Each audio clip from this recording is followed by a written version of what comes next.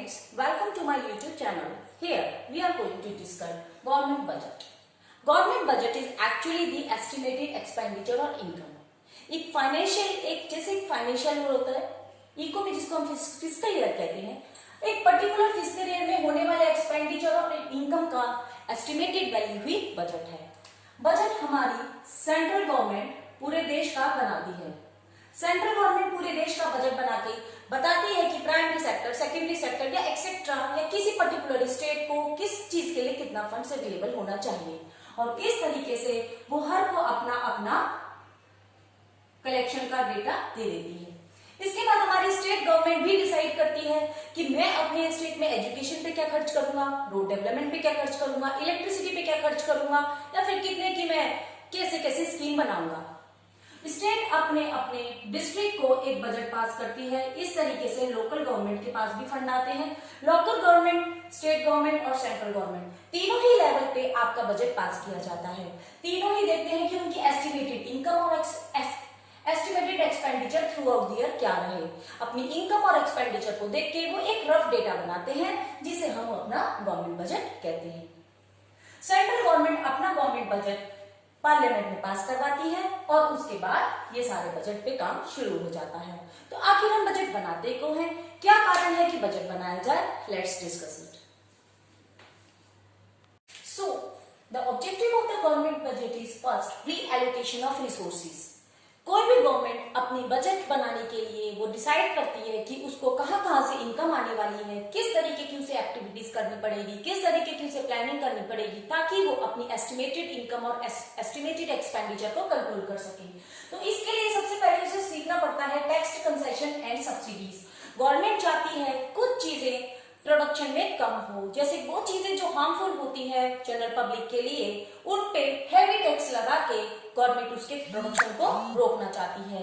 जैसे हम कह सकते हैं प्रोडक्शन ऑफ लीकर, सिगरेट, टबैकोस, इन सब पे हैवी टैक्स एंड ड्यूटी लगा के गवर्नमेंट उनके प्रोडक्शन को कंट्रोल करने की कोशिश करती है।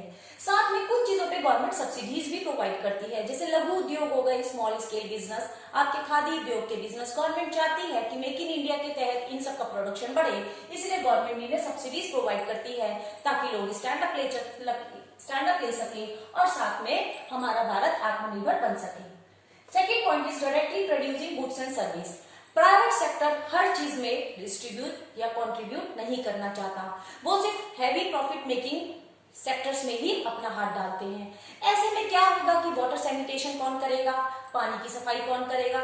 तो इसलिए गवर्नमेंट ऐसे सेक्टर्स पे डिसाइड करती है कि वो इस सेक्टर्स पे कितना खर्च करेगी। Government always aims to control the inequalities of the income and wealth. इसके लिए वो क्या करती है, टैक्स की डिफरेंट पॉलिसी बनाती है। रिच लोगों से ज्यादा टैक्स कलेक्ट करती है और पुअर लोगों से कम। जैसे कि आपको पता होगा हमारे इनकम टैक्स स्लैब में 5 लाख से ज्यादा, या फिर ये वेरिएशंस हमेशा आते रहते हैं, 5 लाख से ज्यादा लोगों पे ज्यादा परसेंटेज ऑफ टैक्स लगता है और बिलो 5 पे टैक्स कम लगाया जाता है। या फिर किसी चीजों पे जो स्पेशली जो चीज लग्जरीज चीजें होती है उन पे टैक्स ज्यादा लगाया जाता है, जबकि जो नीडेड बेसिक नीड की चीजें होती है उन पे टैक्स कम लगाया जाता है। तो through it's tax policy government full control करती है कि अमीर से टैक्स कलेक्ट किया जाए और गरीबों को सब्सिडीज या फिर फ्री फैसिलिटीज के तहत उनको हेल्प की जाए ताकि इनइक्वालिटी ना रहे और इस तरीके से सबकी डेवलपमेंट हो। इसके साथ आता है हमारा इकोनॉमिक स्टेबिलिटी। ये बहुत ही इंपॉर्टेंट फीचर होता है गवर्नमेंट बजट का। जैसे कि आप जानते हैं हर इकोनॉमी में इन्फ्लेशन और डिफ्लेशन बार बार चलते रहते हैं। What do you mean by the inflation and the deflation? जैसे कि आपने 11th क्लास में पढ़ा होगा कि डिमांड और सप्लाई ही पूरी इकोनॉमी को कंट्रोल करती है। तो during the inflation demand is more than the supply. और जैसा आप जानते हैं कि जब डिमांड ज्यादा होती है, यानी कि चीजों की रिक्वायरमेंट ज्यादा होती है पर मार्केट में चीजें कम अवेलेबल होती हैं, ऐसे में चीजों के प्राइस बढ़ने लगते हैं। Such kind of situation is called inflation in our economy. इस इन्फ्लेशन को कंट्रोल करने के लिए गवर्नमेंट को चाहिए कि वो किसी तरीके से मनी को कंट्रोल करे। इसके लिए गवर्नमेंट अपने एक्सपेंडिचर को रिड्यूस कर देती है। अपने एक्सपेंडिचर को रिड्यूस करते ही लोगों के पास जो इनकम होती है उसका सोर्स कम हो जाता है, और सोर्स ऑफ इनकम कम होते ही धीरे धीरे डिमांड भी कंट्रोल आने लगती है। जब लोगों के पास पैसा ही नहीं होगा तो वो ज्यादा ओवर डिमांड नहीं कर सकेंगे, और डिमांड में कंट्रोल आते ही हमारा इक्विलिब्रियम का पॉइंट आ जाता है, where demand equal to supply, और प्राइस हाइक होने से रुक जाते हैं। इसी के opposite deflation is a situation when the demand is lesser than the supply, यानी यहाँ पे प्रोडक्शन तो बहुत है पर यहाँ पे किसी तरीके की डिमांड नहीं है। अगर ऐसा होगा तो हमारा कोई भी प्रोडक्शन में बिलीव नहीं करेगा, यानी बिजनेस धीरे धीरे ठप होने लगेंगे। ऐसे में गवर्नमेंट अपने एक्सपेंडिचर्स को रिड्यूस कर देती है, एक्सपेंडिचर्स को रिड्यूस करने से एक्सपेंडिचर को इंक्रीज कर देती है, और एक्सपेंडिचर को इंक्रीज करने का मतलब क्या है, एक्सपेंडिचर इंक्रीज कर गवर्नमेंट एक्सपेंडिचर इंक्रीज करने से हमारा मतलब है कि गवर्नमेंट लोगों को पैसे प्रोवाइड कराती है, जैसे सैलरी बढ़ा देना, उनका बोनस बढ़ा देना, अलाउंस बढ़ा देना, किसी भी सेक्टर में किसी भी फॉर्म में वो लोगों तक more and more money supply करने लगती है।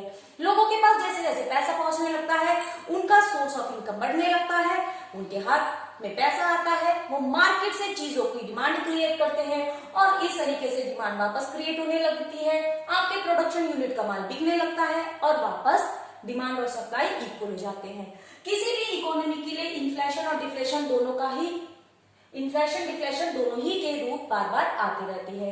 Inflation is a symbol of growth, rate बढ़ना अच्छा नहीं है पर थोड़ा सा रेट बढ़ना ग्रोथ के सिम्टम्स होते हैं, जबकि डिफ्लेशन अगर किसी इकोनॉमी में होता है इसका मतलब इकोनॉमी धीरे धीरे फॉल डाउन हो रही है, क्योंकि अगर किसी चीज की डिमांड ही क्रिएट नहीं होगी तो प्रोडक्शन बंद होने लगेगा और इस तरीके से पूरा बिजनेस खत्म हो जाएगा।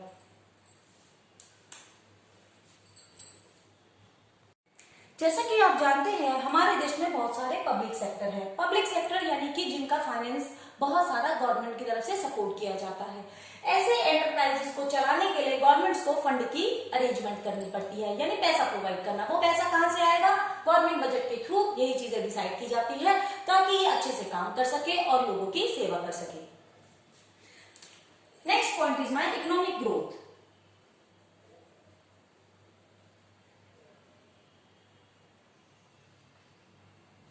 Next point is my economic growth. Economic growth में किसी भी गवर्नमेंट को ये सोचना पड़ता है कि वो अपने देश की तरक्की के लिए, इकोनॉमी की ग्रोथ के लिए क्या क्या कर सकती है। इसके लिए वो इंफ्रास्ट्रक्चर में इन्वेस्ट करती है, बिल्डिंग बनाती है, फंड्स बनाती है, लोगों को नई नई तरीके के प्रोडक्शन यूनिट स्टैब्लिश करने के लिए प्रमोट करती है, और इसके लिए वो बेसिक सब्सिडीज भी देती है, टैक्स एक्टिविटीज भी लगाती है।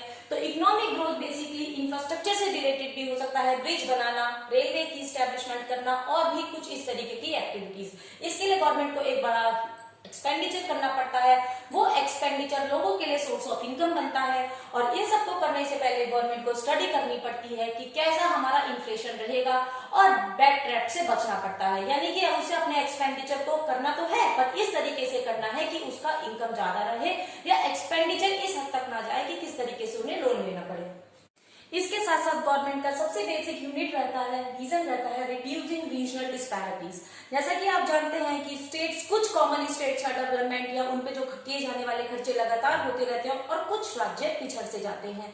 तो यहाँ पे सेंट्रल गवर्नमेंट कोशिश करती है कि वो पिछड़े हुए गांव, वो टाउन जहाँ पे कच्ची सड़कें हैं या फिर जहाँ पे वाटर फैसिलिटीज नहीं है, इलेक्ट्रिसिटी नहीं है, वहां पे एक अच्छा सा फंड बनाना और इस तरीके से उन रीजन की डेवलपमेंट पे खर्च करना।